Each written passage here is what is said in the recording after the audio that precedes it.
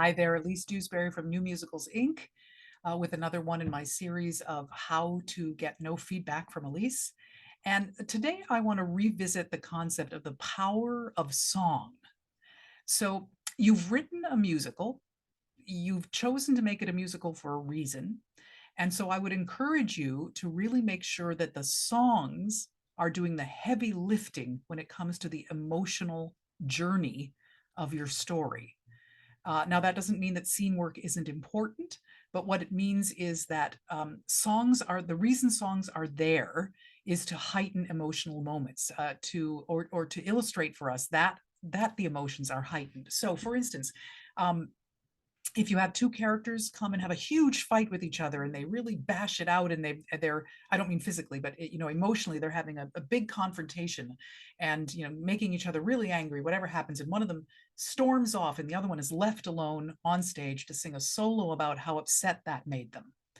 To me, that is wasting the power of the song, because the high emotional moment was the moment that made the characters angry and upset and the confrontation that they were having between them. So to me, that is the moment for the song.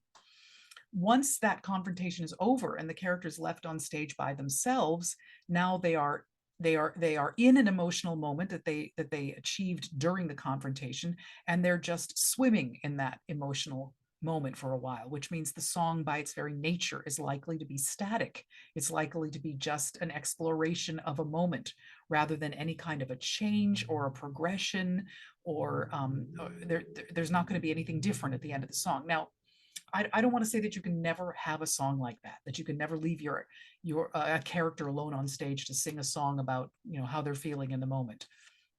But I would highly caution you to be careful about.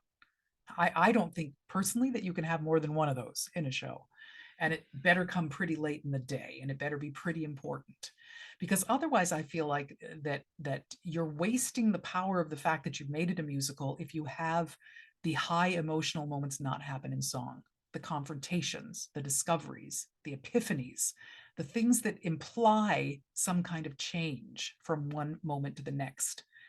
So I would encourage you to do an exercise, which is to look at the songs in any musical that you're working on right now. Take a look at the state of your characters before the song starts, and then what's happening when the song is over. Has there been a change? Is anything different? Has a decision been made?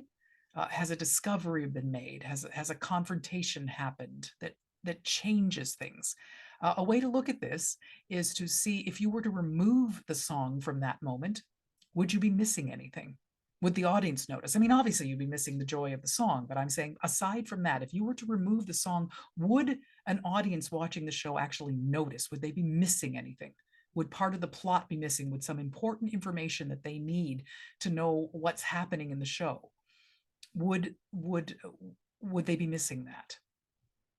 If the answer is no, that they really know everything they need to know, and that this is just an emotional moment and an opportunity to enjoy somebody singing a beautiful ballad, or really bringing down the house, wailing out a power ballad or something, um, then I really think you need to re-examine that moment and think, not that there's anything wrong with a beautiful emotional ballad or a big power ballad, but if it's not changing anything, if you could remove it from the show and it would make no difference and your audience wouldn't be missing any important plot information, then I think you want to rethink it.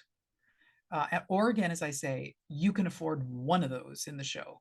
You know, one, three quarters or seven and eighths the way through the show for your lead character. Maybe they could have a moment like that. But otherwise, if you can remove the song from your show and your audience wouldn't know the difference, then I ask you, why are you writing a musical? If you're putting all of the action, all of the important events into the dialogue, then why are you writing a musical?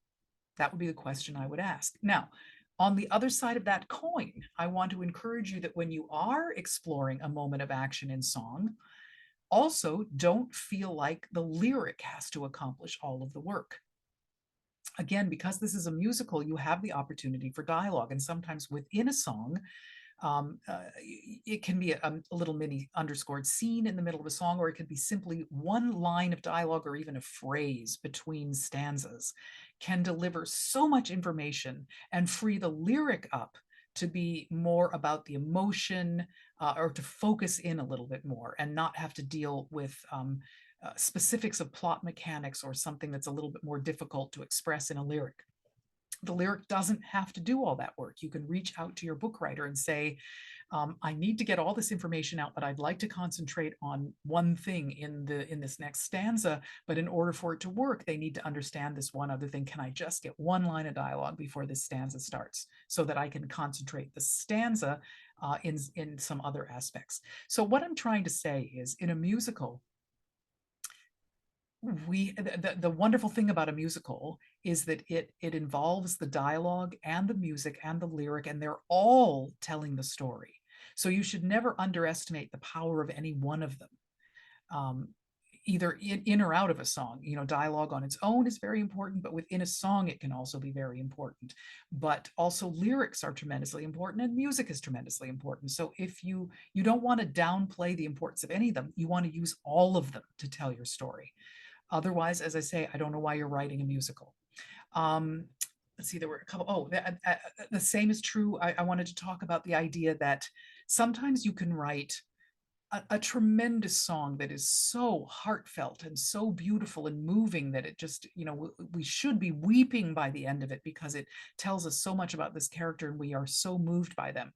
However, if the book hasn't set that up properly, if it has not been earned, if that moment has not been earned by the information we got about the book, then it becomes an exercise of us sort of intellectually understanding that this is supposed to be a very moving moment, but we aren't emotionally engaged. Why are we not emotionally engaged? Because a character just came out and sang to us about, how devastated they have been by this moment in their life, but we don't know anything about this character. We don't know enough about them to understand why this was so emotionally devastating to them. And so the song just doesn't have the power. So the song, in order for a song to really land, no matter how great the song is, it needs to be properly set up by the book and succinctly. The book can't do all the work. It just has to prepare us for the emotions of the song. So that's a tall order to the book writer. You need to be concise and succinct, but you need to give us the information we have so that the song makes sense to us in the storyline and also can really deliver on the emotions, and it can set us up for those emotions to be earned. So we're asking a lot about how a song gets set up. I'm doing a little scattershot about some different ideas about the importance of music in a musical, songs in a musical. So another thing I want to talk about is the amazingly versatile musical montage. Um, there are some wonderful opportunities, and some musicals have taken advantage of this, of being able to uh, uh, lead us over a passage of time or give us a lot of information and encapsulate it within the body of a song, without having to give us very specific scenes to get us from one moment to another. The passage of time montage is the clearest example of that. The cliche moment in the movie where the young couple is moving through the different parts of their relationship, and while it happens, the pages of the calendar are going off in front of us, or we see the different seasons happening. It's snowing on them and then the flowers are in bloom. That's the cliche from the movie, but a unifying musical montage, a piece of music that can be that can come back and lead us through a whole sequence of events, can take us through a passage of time, and can really accomplish a great deal of work for you. One of these days I'll come up with a ton more examples, but one that leaps to mind is in the musical She Loves Me, in which the ensemble comes in singing about the season of the year and and they're shoppers in the store. They're coming to shop at the store, and so they sing about the joys of shopping in the fall, or before Christmas, or in the spring.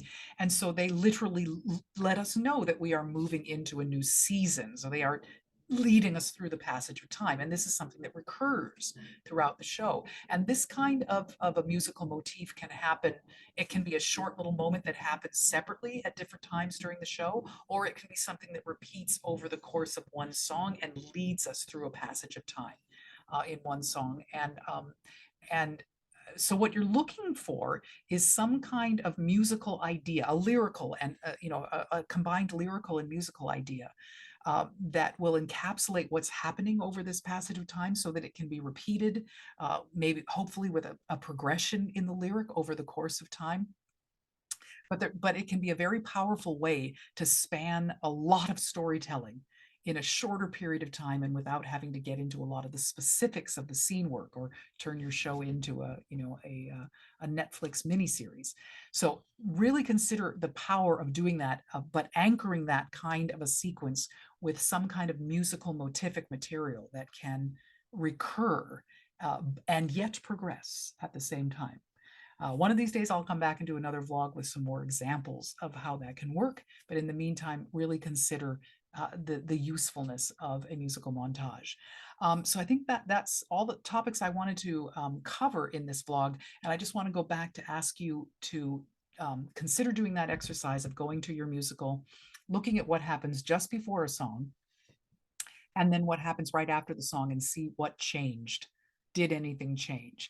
While you're doing that exploration, the other thing that's also really important is to see, did you set up enough material? Did you give us enough in the book so that everything in the song can really make sense? Did you set us up to earn the song, to give us the backstory that we need to make sure we have the information we need? And it doesn't have to happen in the scene right prior to the song. It has to have happened before the song. It doesn't necessarily have to happen right before the song, but it needs to have happened at some point. And equally importantly, is there any material that has happened before the song that also gets dealt with in the song, either in lyric or dialogue? You want to make sure you're not repeating beats. It's really, really, really important that the book and the lyric are working together in such a way that they enhance each other, but they're not redundant with each other. So you really want to look for that. Are we covering the same ground here, or are we keeping things moving forward? That's another really important thing, making sure about that. And then when we reach the other end of the song, ideally, we have finished a beat. Ideally, the song, again, this is my personal belief, is that a song really incorporates some kind of a change, and the change hopefully has happened by the end of the song, which means to me that when the song is over, we should be ready for a new beat. So again, check what coming out the other end of the song. Has anything changed? And are we moving on to a new beat, or are we still in the same beat that the song was?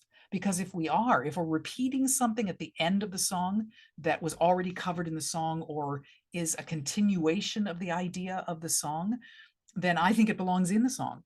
Once the song is over, I don't feel like we want to be in the same beat. We should be ready to move on.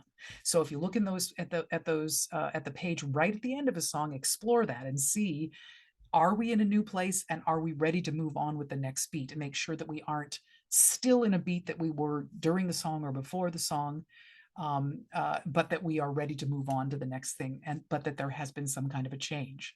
So that's an assignment. That's a lot to accomplish, but take a look at before the song, during the song, after the song, and make sure that it's accomplishing all of those things.